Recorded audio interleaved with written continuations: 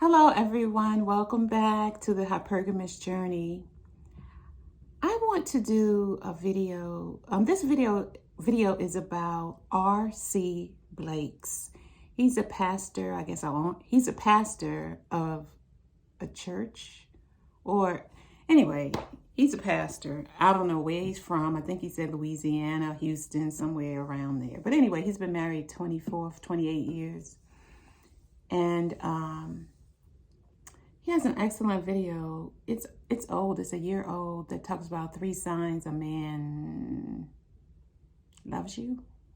I forget the title. I'll put the link in the description. And so he talks about, I remember the 3 things that he says, and he has, subsections under the 3 main points. And the first one is that he loves you, he values you, and he honors you. And so, I like to do short videos, so I'll just get to the point. The first thing is love, and most of us at this age, we know what love is, but it's more than just I love you, verbalizing it, it's action. Love is an action word. So we know when a man loves us. We may get confused about it sometimes, but basically we know. There is no doubt in our mind when we know when someone loves us, a man loves us. His actions and his words are in alignment, and there's just no doubt. So we're talking about healthy love, romantic love. Then he says he values you. So that means he has assessed what value you bring to his life. It's not monetary or financial. Like TLC Scrubs, like the Scrubs think about, well, what financial value does she provide? His value is what qualities, what attributes does this woman have that this woman that I love have and will bring to my life? What value, attributes will this woman that I love bring to my life? A lot of men on YouTube talk about peace. Well, do they really know what that peace looks like when she brings it? Because if you are the kind of man that always has a problem at work, with your family, she can't really bring that peace if you constantly have drama going on in your life and bringing it home. So that's dysfunctional. But she brings peace. She knows how to make a house a home by the energy. Making a house a home, it has to do with how it's decorated, yes. The colors, yes. But it also has to do with the energy of the woman, because men know that we make a house a home, someplace warm and safe to come to. So she brings that value.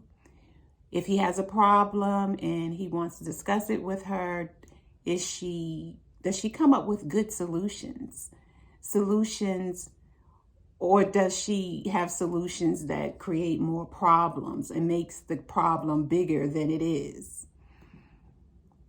So he values her that way. And then honor. And according to me, according to R.C. Blakes, according to the Bible, the biggest honor a man bestows upon a woman is marriage. Now, my channel is growing by leaps and bounds, and I'm grateful to viewers and subscribers. I have 330 something subscribers. Thank you. And if you're a viewer and you view often, please subscribe and like. I have 333 subscribers and like 7 likes here, 5 likes there.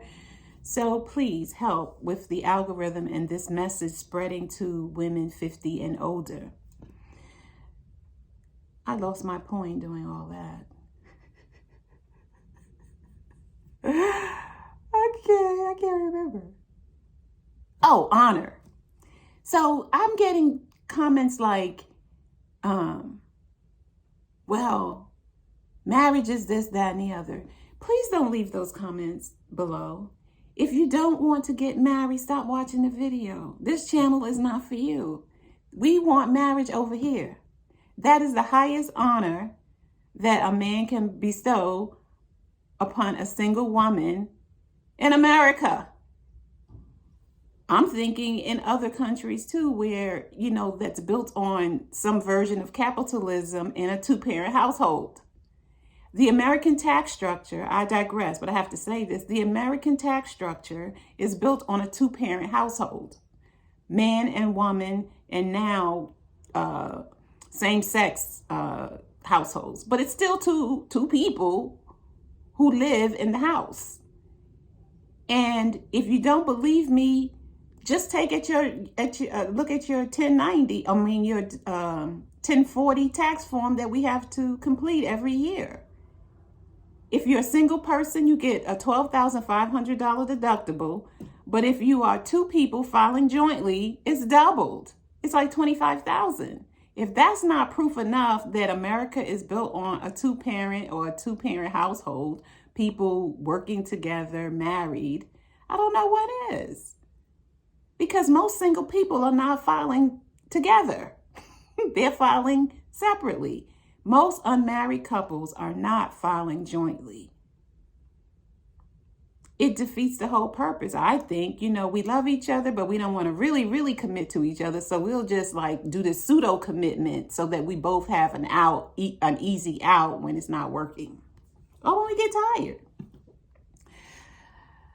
So honor. So that's the three main points that he makes. And he has all of these very good subpoints. He's a pastor, so he has biblical references.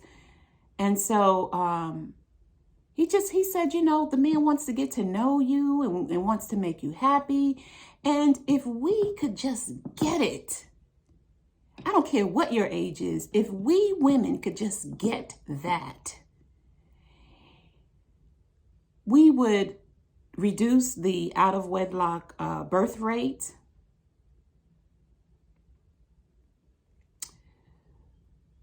Men would start committing, because I believe we hold the power. Women hold the power, because if we keep our legs closed, tell him the requirements, and if he meets them if he wants us, he will meet them and marry us. And even the pastor said that.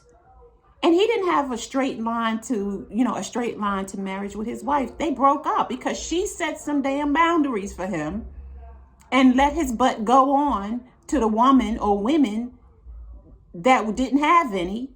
And then he made a 360 and came back to her and said, I will meet your standards. I want to marry you. And it's 28 years later, they're still together. And he seemed happy with her.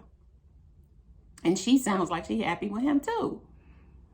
So part of our problem, women, I think, is our desperation for male companionship. We will believe any lie they tell us when we know deep down intuitively that they are lying. We weave these stories, and weaving is a good word. We weave these stories because we have to weave them, because if you know anything about weaving, it can be very intricate. And if you're doing weaving by hand or some machine, it can be tiring. It can be labor intensive. And that's the lies that we tell ourselves. Weaving, labor intensive, emotionally exhausting. And when we are laying in bed, emotionally exhausted, the truth will bubble up. The truth will just bubble up and hit us. He's lying. But we've weaved a story. So the 3 points he said are, he loves you, he values you, and he honors you by asking for your hand in marriage. And even he is like, I don't agree with intimate relations before marriage. When I was younger, it didn't even matter. I wasn't even thinking about marriage. And most 20-something-year-olds aren't. They're just trying to have a good time. But when you get to be our age and you want marriage, it's a very good vetting strategy to delay intimate relations until you have a commitment. And to me, the biggest symbol of a commitment is an engagement ring with a wedding date. That means business to me. Anything else is just, what they say, fairies and butterflies, air and butterflies, or fairies and butterflies. That ring and a wedding date, that shows commitment to me. That's what I'm looking for. And if you're a member of this channel or watching these videos, that's commitment to you as well. If you like this video, you know what to do. See you in the next video. Bye.